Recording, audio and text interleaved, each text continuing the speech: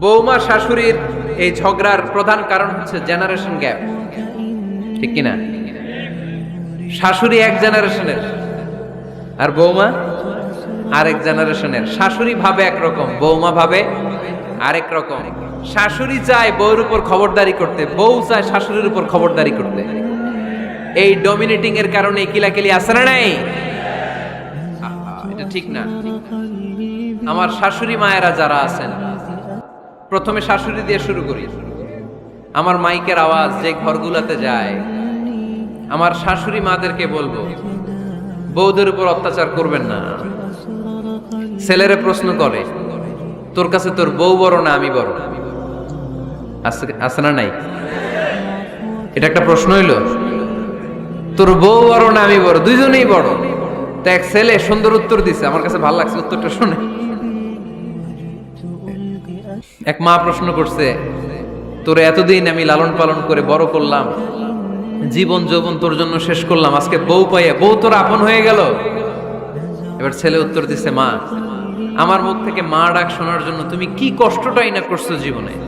10 মাস আমারে পেটে ধারণ করলা, খাইতে পারো নাই, বমি করছো, খালি ওষুধ খাইছো, তোমার পেট কেটে আমারে বের করা হয়েছে, 2 বছর আমারে দুধ খাওয়াইছো, পেশাব পায়খানা পরিষ্কার করে দিয়েছো। বয়স যখন 3-4 তখন তোমার আমি মা ডাকছি, এই মা ডাকটা শোনার জন্য তুমি এত কষ্ট করছো। আর আরেকবারের মাইয়া এই ঘরে আইসাই তোমার মা ডাকা শুরু করছে। যেই মেয়েটা তোমারে মা ডাকে সে আমার আপন হবে না কেন মা? ঠিক কিনা? এই মা ডাক শোনার জন্য তুমি এত কষ্ট করলা, আমার লালন পালন করলা, 10 মাস পেটে ধরলা, পেশাব পায়খানা পরিষ্কার করলা, এরপরে মা ডাক শুনতে পারছো।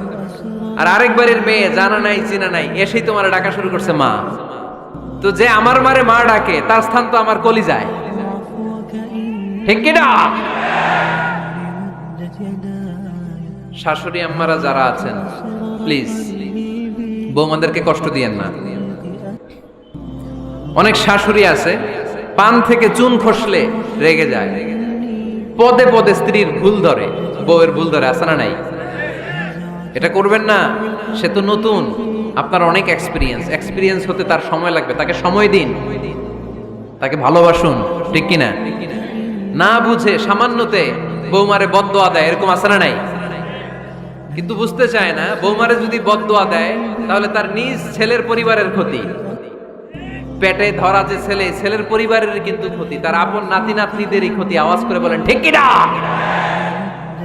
বৌমাকে বদদোয়া দিয়েন না। বৌমাকে নিজের মেয়ের মতো দেখবেন। সমাধান আমি দিচ্ছি। কেমন দেখতে হবে? নিজের মেয়ের মতো। নিজের মেয়ে সকালে ঘুম থেকে ওঠে 11টা, ওইটা সমস্যা নাই। বৌমা কেন উঠলো না, ওইখানেই ঝামেলা, আছে না নাই? মেহেরবানি করে আপনার বৌমাকে আপনার নিজের মেয়ের মতো দেখেন। নিজের মেয়েরে যেমনি আদর করেন তাকেও অমনি আদর করেন। আপনার বৌমারে যদি আপনি কষ্ট দেন, মনে রাখবেন আপনার নিজের মেয়েটাও আরেকবারের বউ হয়ে কয়েকদিন পরে যাবে। আপনি যা যা করবেন আপনার মেয়েকেও তারা ওই রকম কষ্ট দিয়ে বাড়িতে ফিরিয়ে দিবে। চিল্লায় বলেন ঠিক কিনা? খবরদার, টিট ফর ট্যাট। ইট্টি মারলে পাটকেলটি খেতে হয়। এজন্য শাশুড়ি আম্মা জানারা যারা আছেন, বৌমার সাথে খারাপ আচরণ করবেন না মেহেরবানি করে। তাকে আপনি কষ্ট দিলে আপনার নিজের মেয়েটাও আরেক বাড়ির বৌমা হবে, সেও ওই বাড়িতে এই কষ্টগুলো ভোগ করবে। এগুলো যখন আপনি শুনবেন তখন আপনার চোখ দিয়ে পানি পড়বে কি পড়বে না? পড়বে। এবার আসেন বৌমার কথা বলি। বৌমা যারা আছেন মেহেরবানি করে, বৌমা যারা আছেন মেহেরবানি করে আপনার শাশুড়ি আম্মাকে নিজের মায়ের জায়গায় রাখবেন। আপনার বাড়ি ছেড়ে নতুন বাড়িতে আসছেন, তো এটাই তো আপনার বাড়ি। আপনার মা রেখে দিয়ে নতুন মা পাইছেন, এটাই তো আপনার মা। তো ওনাকে মায়ের জায়গায় বসাতে আপনার সমস্যাটা কোথায়? বৌমারা খেয়াল রাখবেন, আপনি আপনার শাশুড়ির সাথে যে আচরণটা করতেছেন, আপনার শেষ বয়সে আপনার ছেলের বিয়ে দেওয়ার পরে যে বৌমাটা আসবে ওই আচরণই আপনাকে ফিরিয়ে দিবে। The nature has its own return. প্রকৃতির একটা মাইর আছে, এটা শেষ মাইর, এটা শেষ খেলা। প্রকৃতির খেলা বড় খেলা। আপনি আপনার শাশুড়ির সাথে যে আচরণ করবেন, আপনার শেষ বয়সে আপনি একদিন শাশুড়ি হবেন, এটা মাথায় রাখবেন। ওই আচরণই আপনি ফিরে পাবেন। আওয়াজ করে বলতে হবে ঠিক কিনা?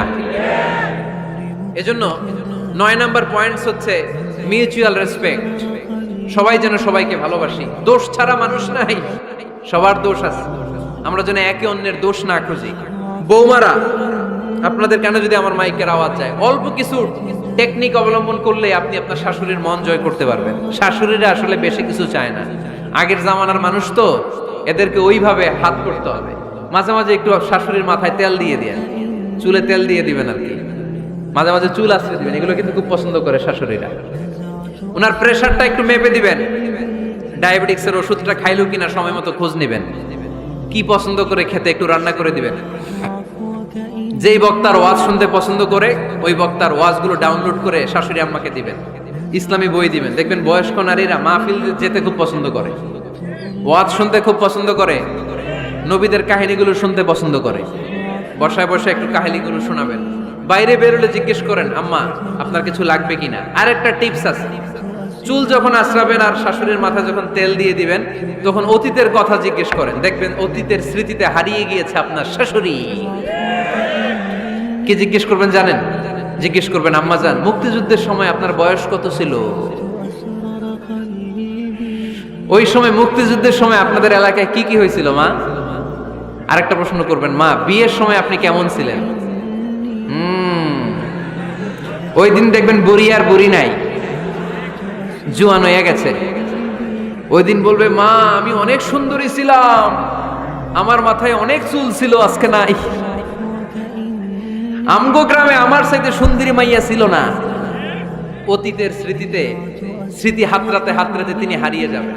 জিজ্ঞেস করবেন যে, মা শীতকালে আপনাদের দেশে কি পিঠা বানাতেন আপনি যখন ছোট ছিলেন, আপনার বাপ চাচারা কি করতো? এগুলো জিজ্ঞেস করলে উনি স্মৃতির পাতা হাতরাতে হাতরাতে চোখ দিয়ে দাঁড় দাঁড় করে ওনার পানি ঝরতে শুরু করবে। আপনার জায়গায়, ওনার হৃদয়ের মণিকোঠায় এমন জায়গায় পৌঁছবে, আপনার ছাড়া উনি কিছুই বুঝবে না। বৌমারা, এই অল্প কিছু টিপস অবলম্বন করে আপনারা আপনাদের শাশুড়ির মনকে জয় করতে পারেন।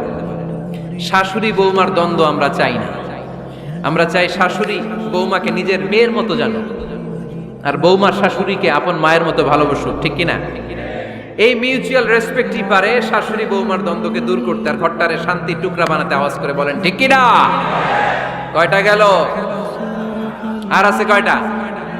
দোয়া করবেন একে অপরের জন্য। দোয়া, সাইয়েদনা ইব্রাহিম ফ্যামিলির জন্য দোয়া করতেন, রব্বি জাআলনি মুকিমাস সালাতি ওয়া মিন যুররিয়াতি রব্বানা ওয়া তাকাব্বাল দুআ। ও আল্লাহ, আপনি আমার নামাজ কায়েমকারী বানান, আমার কলিজার টুকরা সন্তান ইসমাইলকেও নামাজ কায়েমকারী বানান, আমার দোয়াটা আপনার দরবারে আপনি কবুল করে নেন। সুবহানাল্লাহ পড়েন। রব্বানা ইন্নী আসকানতু মিন যুররিয়াতি বিওয়াদিন গায়রি যী যারইন ইনদা বাইতিকাল মুহাররাম। ও আল্লাহ, আমার সন্তান সন্ততি, আমার ফ্যামিলিকে ধুধু মরুপ্রান্তর এই উপত্যকার মধ্যে তোমার কাবা ঘরের সামনে রেখে গেলাম, তাদেরকে তুমি নামাজ কায়েমকারী বানিয়ে দিও। গোটা বিশ্বের সব মানুষের অন্তর আমার ফ্যামিলির দিকে আল্লাহ তুমি ঝুঁকিয়ে দিও। ওয়ারযুকহুম মিনাস সামারাত, ফলমূল দিয়ে আল্লাহ তুমি তাদেরকে রিজিকের ব্যবস্থা করে দিও। তার মানে সব নবীরা তাদের পরিবারের সদস্যদের জন্য দোয়া করতেন কি করতেন না? আবার কোরআন আমাদেরকে শিখালো, রব্বানা হাব লানা মিন আজওয়াজিনা ওয়া মিন যুররিয়াতিনা কুররাতা আ'য়ুন ওয়াজআলনা লিল মুত্তাকিনা ইমামা। ও আল্লাহ, এমন নেককার সন্তান, এমন নেককার স্ত্রী আপনি আমাকে দান করেন যাদের দিকে তাকালে আমার চোখ দুইটা ঠান্ডা হয়ে যায়। চক্ষু শীতলকারী স্ত্রী দেন। বিয়ে যাদের হয় নাই, ইয়াং ছেলেরা এই দোয়াটা করবা। বিয়ের জন্য দোয়ার দরকার আছে না নাই? প্রতিদিন এই দোয়া করবা, আল্লাহ এমন স্ত্রী দেন, এমন জীবন সঙ্গিনী আপনি আমাকে দেন, এমন লাইফ পার্টনার দেন যার দিকে তাকালে আমার চোখ জুড়িয়ে যায়। এমন সন্তান আল্লাহ আপনি আমার ফ্যামিলিতে দেন যাদের দিকে তাকালে আমার চোখ দুইটা ঠান্ডা হয়ে যায়। নেককার সন্তান, নেককার স্ত্রী আল্লাহর কাছে দোয়া করে চেয়ে নিতে হয়। তাহলে ফ্যামিলি মেম্বার একে অপরের জন্য দোয়ার দরকার আছে না নাই? বাবা দোয়া করবে ছেলের জন্য, ছেলে করবে বাবার জন্য, মা দোয়া করবে মেয়ের জন্য, মেয়ে করবে মায়ের জন্য, ভাই করবে বোনের জন্য, বোন করবে ভাইয়ের জন্য। দোয়ার দরকার আছে না নাই? দোয়া করবেন সবাই সবার জন্য। এই যে কোরআনের বঙ্গানুবাদ পাওয়া যায় না এখন, কথা বলেন। স্মার্টফোন আছে কার কার দেখি? হ্যাঁ, কারা কারা স্মার্ট দেখি, হাজার হাজার স্মার্ট, মাশাআল্লাহ। এই স্মার্টফোনের ভেতরে আল কোরআন নামে বাংলায় কোরআনের একটা অ্যাপস পাওয়া যায়। কথা বলেন, পাওয়া যায় কি যায় না? আজকে থেকে এই অ্যাপসটা ডাউনলোড করে প্রতিদিন 1 আয়াত 2 আয়াত 3 আয়াত করে পড়া শুরু করে দেন। বাঁচতে হলে পড়তে হবে, বাঁচতে হলে জানতে হবে, ঠিক কি না? এই স্লোগান আমাদেরকে শিখায়। এই স্লোগান তো আল্লাহ, এই স্লোগান দিয়েই তো আল্লাহ কোরআন শুরু করছে, ইকরা বিসমি রাব্বিকাল্লাযী খালাক। বাঁচতে হলে জানতে হবে, বাঁচতে হলে পড়তে হবে, পড়ার কোনো বিকল্প নাই। আওয়াজ করে বলেন ঠিক কি না? সুজানগরের রায়েরা, মোবাইলের অ্যাপসের ভিতরে আমরা কোরআন রাখতে রাজি আছি তো সবাই? হাদিসের অ্যাপস ডাউনলোড করতে রাজি আছি তো? বাস রাজি আছি, ডাউনলোড করে রাইখা দেবো, আর কেউ পড়বো না নাকি? হ্যাঁ, প্রতিদিন একটা আয়াত হলেও যেন আমরা পড়ি। আল্লাহ যা বলা দরকার সব বলে দিয়ে গেছে, নতুন করে আর কিছু বলবে না। আমরা যেন পড়াশোনা করি, আমরা যেন একটা পাঠাগার বানাই। আবারও কখনো আসার সুযোগ হইলে আমি জিজ্ঞেস করবো, যদি আমার মনে থাকে যে আপনাদের পাঠাগার আছে কার কার ঘরে, সেদিন সবার হাত তুলতে হবে। এমনি পারা যাবে তো? আল্লাহ তুমি তৌফিক দাও।